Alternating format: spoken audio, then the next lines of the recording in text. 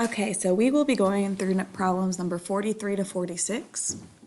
Number 43, Sonia made a sheet of brownies. She cuts the sheet into two large rectangles and then cuts each rectangle diagonally to form two triangles. Are the two triangles congruent?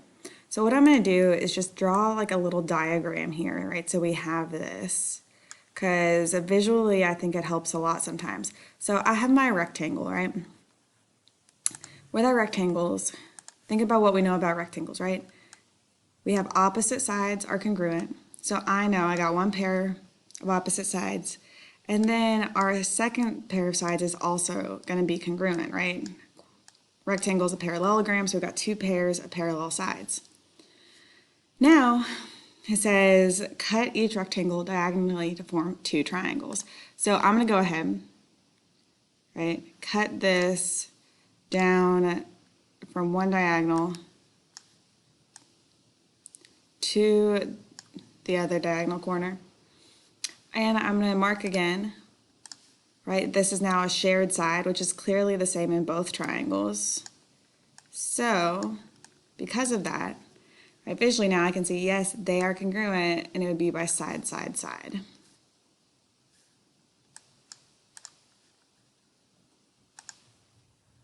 Number 44. Once again, dealing with a rectangle. So rectangle ABCD is shown. The perimeter of triangle CDE is, right, so we are looking to find the perimeter of triangle CDE, right, triangle CDE.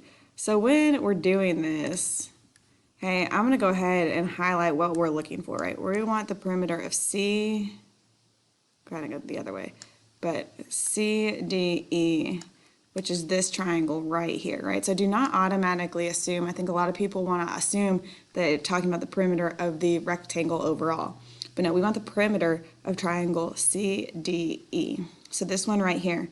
Remember, perimeter is the length of our outside edges, right? The total length of the outside of our figure.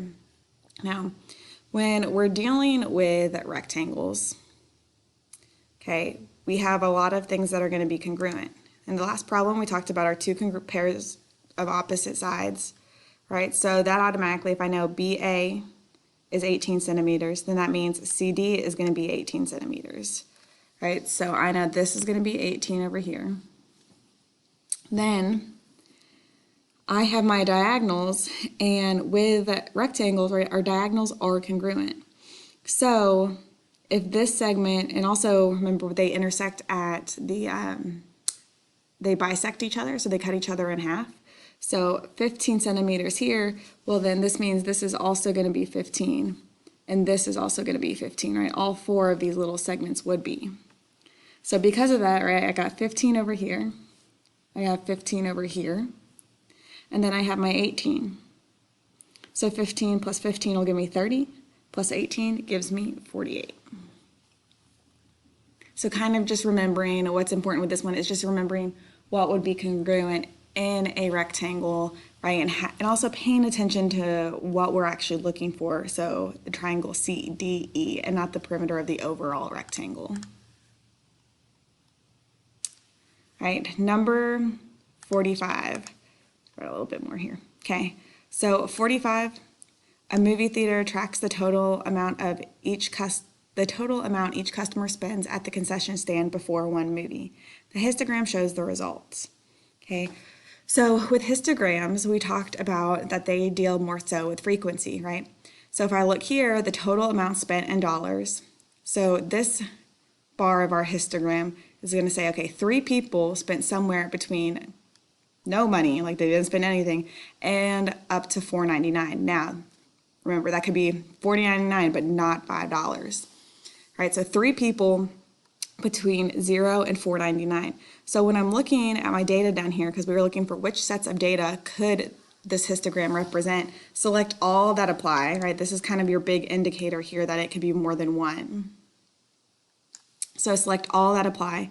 So between 0 and $4.99, there are going to be 3 numbers. So when I'm looking at my answer options, I want to go through and say, okay, well, which one of these has 3 numbers and only 3 numbers between 0 and $4.99?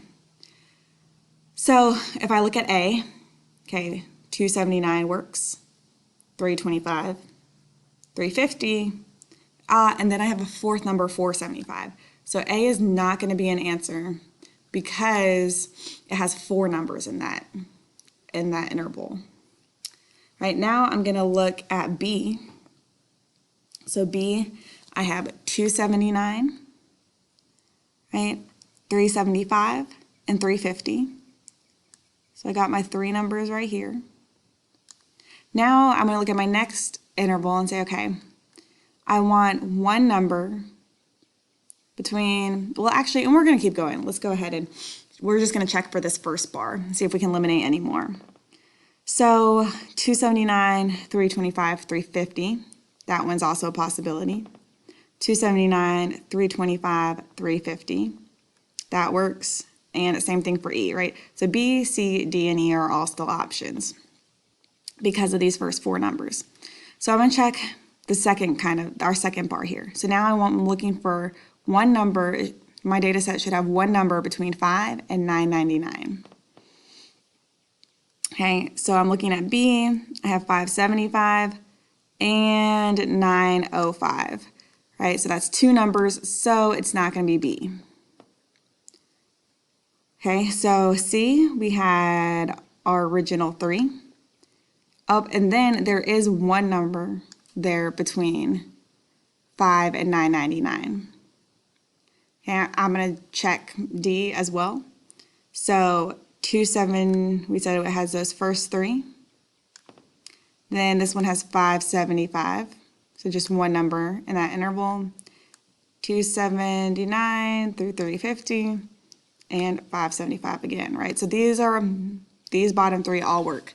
They have 3 numbers in their first bar, 1 number in that second interval. So now we're going to check the third interval. Right? So I'm looking for 4 numbers between 10 and 1499. Right? So between 10 and 1499. So that takes me to here. And so C, I do have 4 numbers in that interval. Okay, and if I want to check, right, the way I do this is just like going down one by one. If you want to do one at a time and go through each bar and then start back over at the beginning for each answer option, that's fine, but just comparing them to the histogram. So then checking, and I want 3 numbers between 15 and 1999. And I have that. So C is going to be one of my answer options. It's got 3 numbers in that first interval, 1 in the second, 4 in the third, and 3 in the fourth. I'm going to check D. So once again, looking for 4 numbers between 10 and 1499. So 10, 1499, this is 3, 4, 5 numbers. So D is not going to be an option. And if these other ones are kind of confusing you all, get rid of those. Right? And then I'm going to check E. So 4 numbers between 10 and 1499. See, 1, 2. Well, okay, I got 4 numbers between 10 and 1499. And in that last bar, looking for 3, and I do have those 3. So C and E would be my answer options. So looking at each one, and I know it's a lot of numbers, but just looking at each one and breaking it down, saying, okay, how many numbers are in this interval? How many numbers are in this interval? How many numbers are in this interval? And matching them up.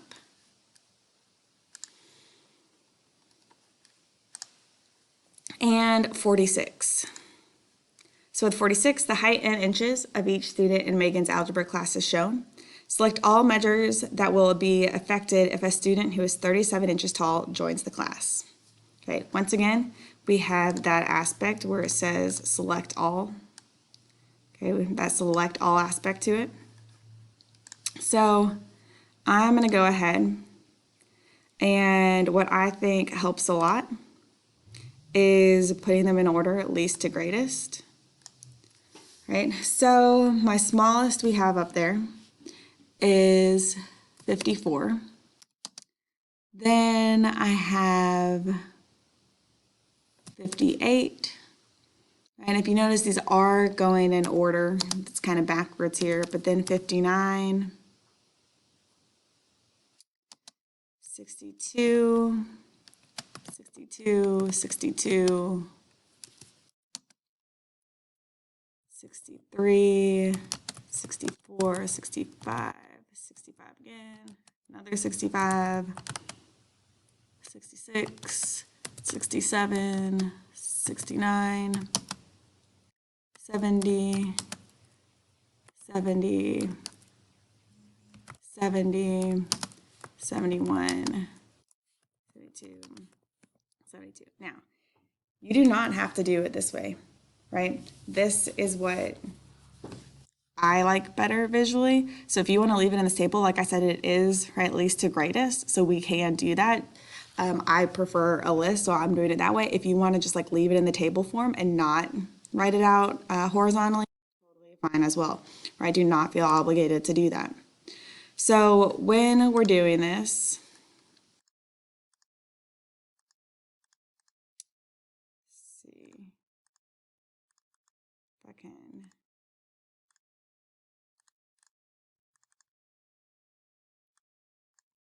Put this all on one line there, sir. Sorry. Technical difficulties. So I'm going to go ahead and check all of these. Remember, this is what's going to happen if I add the number 37 in there. So some of these we can just like think about and see what it would do. Because 37, so if I had 37 down here, right, that would be my smallest. And 37 is drastically smaller than all of my other numbers. So in general, okay, I'm going to have a new, much smaller number.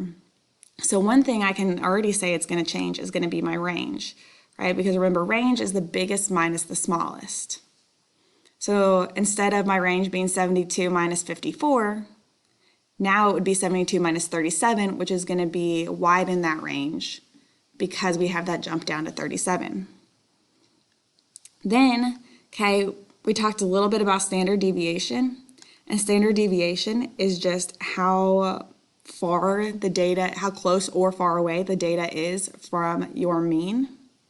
Okay, so if I have a small standard deviation, that means all my numbers are like pretty close together to the mean. If I have a large standard deviation, then that means my numbers are going to be more spread out and there's going to be a lot, kind of like a bigger gap between like the biggest and the smallest.